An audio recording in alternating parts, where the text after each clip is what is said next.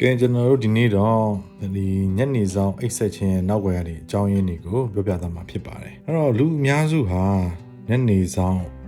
ပုံမှန်အဖြစ်4နာရီ6နာရီဝန်းကျင်မှာခဏလောက်နှေးပြီးတော့အပြန်ဖြည့်ဖို့ကြိုးစားတတ်ကြပါဒါပေမဲ့အဲ့လိုလုပ်တဲ့အပြုမှုဟာပို့ပြီးတော့လန်းဆန်းလာမယ်အစားအဲ့ဟာနိုးထလာတဲ့အချိန်မှာမူးဝေလေးလံပြီးတော့တကယ်ကိုပို့ပြီးတော့မပင်ပန်းနှွမ်းနေသလိုခံစားရတာမျိုးတွေဖြစ်တတ်ပါတယ်အဲ့ဒီဖြစ်စဉ်ရဲ့နောက်ွယ်မှာကျွန်တော်တို့ခန္ဓာကိုယ်ရဲ့ဒီစနစ်ကြတဲ့သဘာဝအလုပ်လုပ်ပုံတွေနဲ့ဆက်ဆက်နေတဲ့ရိုးရှင်းတဲ့အကြောင်းပြချက်တွေရှိနေပါတယ်ပြောမယ်ဆိုရင်တော့နံပါတ်1အချက်အနေနဲ့ကျွန်တော်တို့ရဲ့နေ့စဉ်စက်ဝန်း circadian rhythm လို့ခေါ်တဲ့နေ့စဉ်စက်ဝန်းရှုပ်ထွေးသွားတာပါကျွန်တော်တို့ခန္ဓာကိုယ်ဟာ circadian rhythm လို့ခေါ်တဲ့အတွင်းနာရီတစ်ခုနဲ့လဲပတ်နေတာပါအဲ့ဒီနာရီကကျွန်တော်တို့ဘယ်ချိန်မှာနိုးထားရမယ်ဘယ်ချိန်မှာအိတ်ငိုက်နေရမယ်ဆိုတာကိုကျွန်တော်တို့ရဲ့နေပုံထိုင်ပုံစားပုံတောက်ပုံတွေအရာပြောပြနေတာပဲဖြစ်ပါတယ်အဲ့တော့အဲ့ဒီ circadian rhythm ဟာကျွန်တော်ထမင်းစားပြီးနေ့လေတနာရီကနေ3နာရီဝန်းကျင်မှာ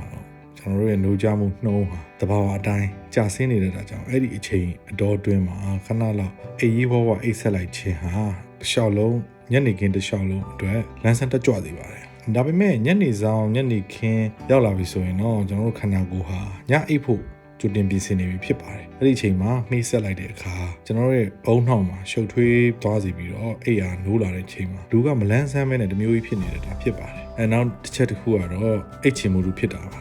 sleep inertia လို့ခေါ်တဲ့ဒီအနက်ရှိုင်းဆုံးအိပ်ပျော်နေရာကနေပြီးတော့ရုတ်တရက်နိုးလာတဲ့အခါခံစားရတဲ့လေးလံထိုင်းမှန်းမှုကိုပြောချင်တာပါအဲ့တော့ညနေဆောင်အချိန်မှာမေးဆက်လိုက်တဲ့အခါမှာအလွယ်တကူပဲဒီ slow wave sleep လို့ခေါ်တဲ့အနက်ရှိုင်းဆုံး exception အဆင့်တွေကိုရောက်သွားတယ်အဲ့ဒီအဆင့်ကနေပြီးတော့ရုတ်တရက်နိုးထလာတဲ့အခါမှာကျွန်တော်တို့ရဲ့အုံတော်ဟာချက်ချင်းနိုးကြမှုအပြည့်အဝဖြစ်အောင်ပြောင်းလဲဖို့ရုန်းကန်နေရတဲ့အတွက်ခန္ဓာကိုယ်ကထိုင်းမှန်းလေးလံနေရတာဖြစ်ပါတယ်နောက်တစ်ခုကတော့ဟော်မုန်းမျှခြေပေါ့နော်ဟော်မုန်း balance ပြည့်ယွင်းသွားတာဖြစ်ပါတယ်ဟော်မုန်းတွေကလည်းကျွန်တော်တို့ခန်းကဏ္ဍတစ်ခုအနေနဲ့ပါဝင်နေပါတယ်ညနေခင်းမှာကျွန်တော်တို့ကိုနိုးကြားနေအောင်ကူညီပေးတဲ့ cortisol ဟော်မုန်း level အဆင့်ကစတင်ကျဆင်းနေပါပြီအဲဒီတစ်ချိန်ထဲမှာပဲအိတ်ဆက်ဖို့လှုံ့ဆော်ပေးတဲ့ melatonin လို့ခေါ်တဲ့ဟော်မုန်းကလည်းခန္ဓာကိုယ်ထဲမှာလုံလုံလောက်လောက်စတင်မထုတ်လွှတ်သေးပါဘူးအဲ့ဒီအချိန်မှာ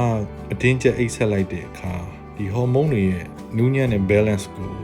နှောက်ယှက်လိုက်သလိုဖြစ်သွားပြီးတော့အိယာကနိုးလာတဲ့ချိန်မှာပို့ပြီးတော့ပြင်ပန်းနှွမ်းနေသလိုဖြစ်နေတတ်တာပါအဆိုးဆုံးကတော့ညနေခင်းအိတ်ဆက်ခြင်းဟာညဘက်အိတ်ဆက်မှုကိုဖျက်ဆီးပြနိုင်တာပါပဲပြောမယ်ဆိုရင်တော့ဗျာအိတ်ချိန်နဲ့အရန်နီးကပ်ပြီးအိတ်လိုက်တဲ့အခါတနေ့တာလုံးစူဆောင်းထားတယ်အိတ်ချင်နေတဲ့ဖိအားပေါ့နော် sleep pressure ရောကျသွားပြီးတော့ညဘက်မှာအိပ်ပျော်ကိုခက်ခဲစေပါတယ်ဒါကတော့လူတိုင်းနားလည်ပြီးသားဖြစ်တဲ့ကျန်းမာရေးဆိုင်ရာအချက်လက်တစ်ခုလည်းဖြစ်ပါတယ်အဲ့တော့အကောင်းဆုံးကတော့ဗျာ